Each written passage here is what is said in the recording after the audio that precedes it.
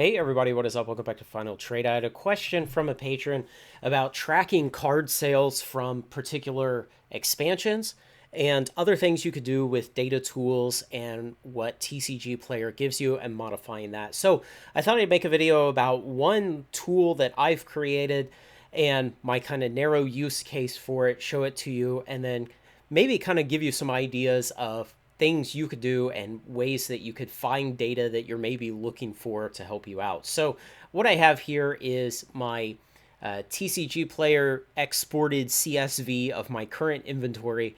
So I just pulled this down this morning and you'll see that it's just a mess of numbers and data and everything else. And what we want to do is try to get some useful information out of this. So something that I've created to put into any of these spreadsheets is essentially a set of formulas that I can copy from a file where I store them. It's just another empty CSV file that holds nothing but the blank formulas. And I can copy them from that file, and then I can come into this CSV that we get from TCGplayer. I just go to column R and I paste it in. And now I'll explain what all this stuff is and hopefully give you some ideas on how this might be able to help you. Also, I'm going to clean this up a little more because it's kind of specific for things that I want, and it's not really in a form that I like to give people, but I'm going to clean it up, and then in another day or 2 or 4 maybe, I'm going to post it up on the Patreon for my patrons to download and use. And so you'll see I've added this entire column R, which is just my current marketplace price multiplied by my quantity for any given card. And so essentially what this is the sum of priced value in the card that I have in the market right now. So I added that column because I need to sum it up for a lot of other calculations that are going on. So this table here is essentially a set of buckets of value. And so you can think of this as cards that have market values between 0 and 4 cents, and then cards that I've priced between 5 and 25 cents, all the cards I've priced between 26 and 99, $1 to $3, $3 to $9.99, and 10 and above. And God help me, I really don't want to be selling cards that are worth more than $1,000 on TCGplayer with the high fees. I really don't like selling cards over about $50 with the high fees, but here we are. But this is just kind of an arbitrary cap. And the reason that I've divided it into these buckets is, of course, at the $3 level, the pricing structure on direct changes to a different scheme. So below $3 has the 50% fee for selling on TCG Direct, but they handle all the customer service issues, they handle the final shipping, they take the risk. And so to get rid of cheap cards like that is very advantageous. And trust me, TCGplayer is all about pushing volume. It's not about pinching pennies over fees. And the amount of money that you make in direct compared to non-direct is just incredible. The increased amount of volume that you push and the increased amount of profit that you make, even though the fees are higher. But I digress.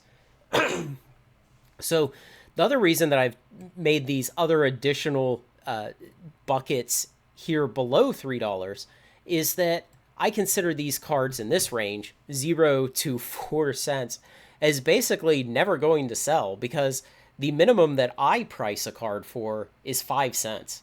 And so if the market price is 1 cent and I'm pricing it for 5, odds are I'm never going to sell that card. So that's why it's a broken out group of cards. Now, 5 to 25 cents, yeah, you'll sell some of these cards over time, but the problem is cards end up in that price range because they just aren't that popular. There's not that much of a demand for them compared to the amount that are in the market. And so the sales velocity of these cards is very low. From 26 to 99, you really do expect to sell all these cards. It's just on a longer timeline. And then $1 to $3, 3 to 9, and 10 and above. Yeah, all of those, absolutely, all of those cards will sell. I mean, especially if you're in the direct program, you have no problem blowing out all those cards and getting paid for them. So now what I've done is I've used the sum ifs formula. And the way sum ifs works is it lets you look through different columns of data, through different cells, make comparisons, and if the criteria for the comparisons are met, then it sums what is in a different column. And so what I've said is that If it's higher than or equal to this number and it's lower than or equal to this number, then sum up the total value, which is this column R. And so basically what this is saying is all the cards in my inventory with market prices between this low and high have a total value of $391. Now, as a percentage of the total value of my inventory, that's 4.8%. And then I do the same kind of sum ifs calculation to just see the raw number of cards, so the quantity of cards. So then what we can say by looking at this line in totality is all the cards with market prices from 0 to 4 cents are 4.8% of the value of my inventory, and they are 14% of the quantity of my inventory. And now when you come up to this next line and you see 46,000 cards, geez, well, yeah, I mean, a lot of cards are in that area, but it's also because the way that I round the prices, the way that I try to push cheap cards just to get rid of them, you end up with a lot of cards in that area. The other reason is that for the cards below 5 cents, the first line in this table, eventually I pack them up into medium flat rate boxes and I sell them to some crackhead on eBay that wants to pay a bunch of money for a random box of junk Magic cards. So that's why this number ends up so much lower.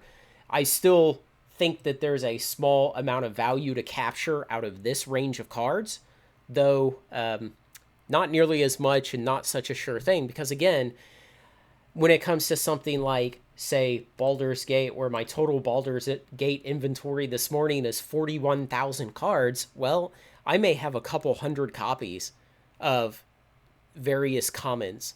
And the odds of me ever selling through all of those just are zero because, again, the demand for the cards is not high enough. The sales velocity of those individual cards is not high enough. But eventually, over time, the market price will fall on these cards. A lot of these cards will fall down into this category and they'll get bulked out on eBay. Okay. So then now you can see as we're coming into these groups of cards where you actually have decent prices, 26 to 99 cents and above, you can see these make up a much smaller value of my inventory, but that's because I've already sold them. You know, the direct program is great. If you open a bunch of cards and you list them all up and your inventory is suddenly really rich, man, the direct program will suck that value out of your inventory, get those cards sold, and get you paid. So it's really good for that. And you can see as we go up to the higher and higher value categories, it's a greater percentage of the value of my inventory, but it's a decreasing percentage of the quantity of my inventory until you get up here to this last bucket where it's cards that are $10 and over. I only have 65 of them in my inventory today. It's 17% of the value though, because the value is concentrated in the high value cards. And that's what we've always seen throughout Magic's history. The small quantity of most valuable and desirable cards contain most of the total value. So then all I've done here is it's just the entire range, the total value and the total quantity of cards. This little validate square is calculating it by a different method so that I make sure all my internal formulas are consistent. It's just making sure that the numbers are correct and that the formulas are working properly. So now I haven't talked about this column, the capture column. Capture column is what I expect to still be able to reasonably pull out of the value of this inventory, because this value column here is simply what I have the prices listed for times my quantity. It's not really what I expect to get because there are fees in between this value and the money that falls into my pocket. And so what I've done here is applied some factors for the cards, $3 and above. I have a factor of 0.69 is what I expect to capture because you pay somewhere around a 30% fee on those cards to get TCGplayer to handle the cards for you, collate them in with the rest of the buyer's order, and pay the shipping costs to ship them from Syracuse to the buyer. For the cards below that, I have a 50% capture because, again, the fee structure is about 50%. Now, the reason, once again, that I don't compute a capture value for these cards from 5 to 25 cents is because I just don't expect to sell that many of them. They trickle out slowly. Yeah, every day I'll sell dozens, scores of them. Some really good days I might sell 100 of them, something like that. But again, 100 times, say it was an average of 15 cents, that's only $15. That doesn't really move the needle on the business. And then that $15 gets applied a 50% fee, so it's $7.50. So that's why I don't calculate that, because it's not meaningful for the business. But you can look at the number of cards remaining in these buckets, and you can say, absolutely, yes, I do expect to sell every card 26 cents and above eventually. The reason they're 26 cents and above is because they are desirable cards and people want them. They have, in the case of things like Command Towers and Arcane Signets and Nature's Lure and Deadly Dispute, they have unlimited demand. People will buy as many copies as WotC can print, even though they're commons and they're just printed in huge amounts. So yeah, you will sell all of those. And that's why I calculate this and I sum it up here. So what this means is that right now, as of this morning, I think there's about $2,100 of money that I can capture left in my inventory. And so, the really nice thing about being in the direct program is I sold over $1,200 of cards yesterday. And so, this value will just plummet. Sometime over the course of today, I expect to sell a decent amount of these cards, maybe 20, 30% of them again today, because yesterday the inventory was much more rich, much more desirable than it is today. So you kind of asymptotically approach this low state of your inventory as you sell off the good stuff. And then you'll have cards that are in these, say, $3 and above ranges, and they sit around for a while because even though they're rare and desirable, the sales velocity is still low. But this is something that I like to just have out there maybe once or twice a week. I'll drop these formulas into the most recent inventory CSV that I pull off of TCGplayer, and I'll just take a look. What's the kind of notional estimated amount of capturable value left in my inventory right now? And now if you've been looking over here to the side, I have this other table made out of these 3 columns. And for this, I've just used the unique function. So you say unique of column C, and it'll tell you all the unique expansions that you have cards from in your inventory. And then you just take the sum if of the values and the sum if of the quantities of them, because I kind of like to see, well, what do I have left of any given thing? And sometimes you can use this to help identify kind of a backlog in your sales, and I'll explain that in just a minute. But you can see for some of these older sets like Mystical Archive subset, I only have 6 cards left because everything else is sold, and the total value is only 47 cents. So at some point I'll bulk some of this stuff out on the whole, things like maybe Core Set 21 and Zendikar Rising, because both of those have rotated out of standard long ago, and the amount of value I have left in the cards is very, very low. And you can see, the average card price for Core Set 21 is going to be somewhere just a hair over 5 cents per card, about 5.5 cents per card on average, which probably means I have one desirable card that's $1 or $2, and the rest are all 5 cents. And so this can be useful if you're looking at bulking out entire big sections of your inventory. Things like this, when the average card is 5 cents and I know my minimum sales price is 5 cents, it means that there really are no cards left that I have of March of the Machines that are worth more than 5 cents. I've sold them all. And again, that's the great thing about the direct program is it pushes the volume like crazy. And so, of course, you can see I'm an absolute fiend for Baldur's Gate because there's so much inverted EV in it. It's been such a great set. And the thing I wanted to come back to about where you might find a problem in your inventory is, for a long time, I had a lot of double feature in my inventory. And there was something interesting with double feature. It's that the foil multiplier for that set happened to be very high because the number of foils was low and they were very unique. The foil treatment itself was unique. People really liked it. And there just weren't many in existence. It was not a very highly printed set.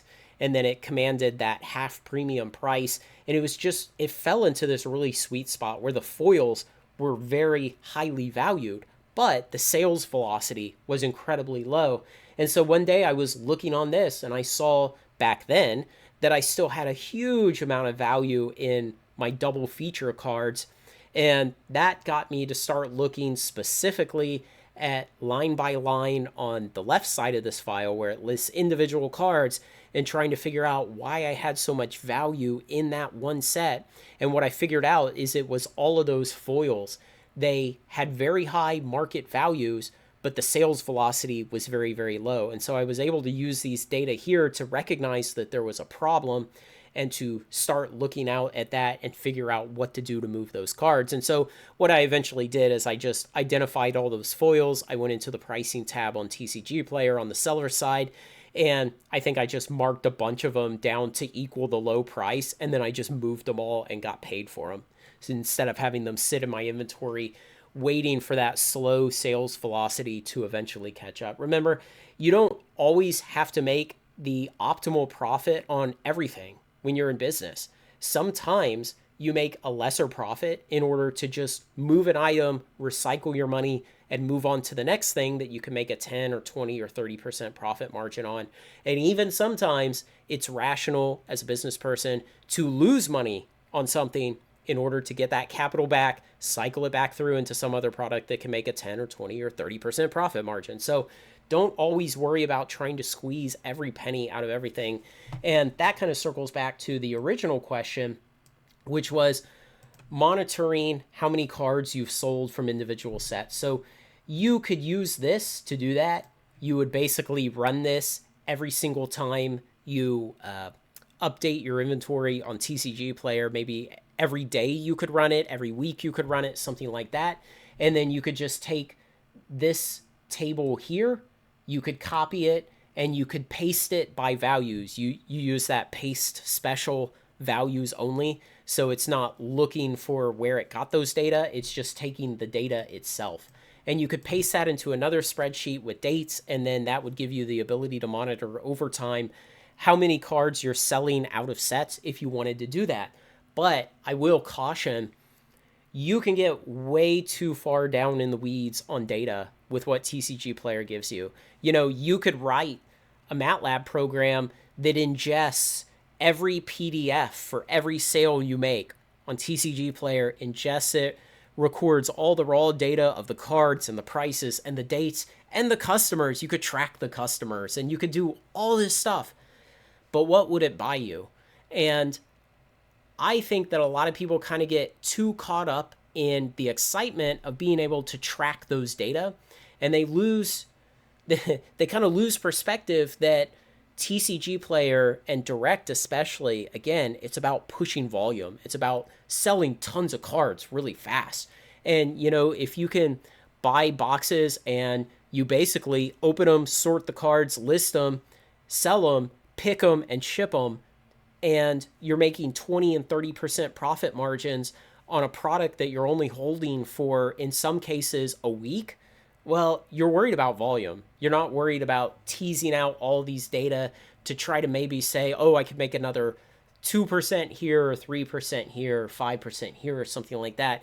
It's much more about the big moves that you make. Are you going to order 24 more boxes of that product or 48 more boxes? Which one? You know, how often can you turn around a sort of a large number of boxes? Things like that. Focus on the big picture items and don't drown yourself in the data noise of all this information. And I say that as someone who's had a professional career as an engineer that's dealt greatly in data analysis and numerical simulation and stuff like that, where absolutely we're drowning in the data. And I would caution you to kind of step back and try to figure out what of these data are really valuable to what you're trying to do on TCGplayer. All right. So like I said, I'm going to post a variant of this with some instructions up on the Patreon for my patrons. Let me know if you have any questions, any ideas. If there's anything you're doing like this, leave me a message about it below. I'd like to see, and like to hear what you're doing, what ideas you have. So if there's anything else, let me know. Thanks to everyone who makes this content possible, especially my generous supporters on Patreon, one of whom asked this question and inspired this video. Like, comment, share, and subscribe, and join me on Final Trade.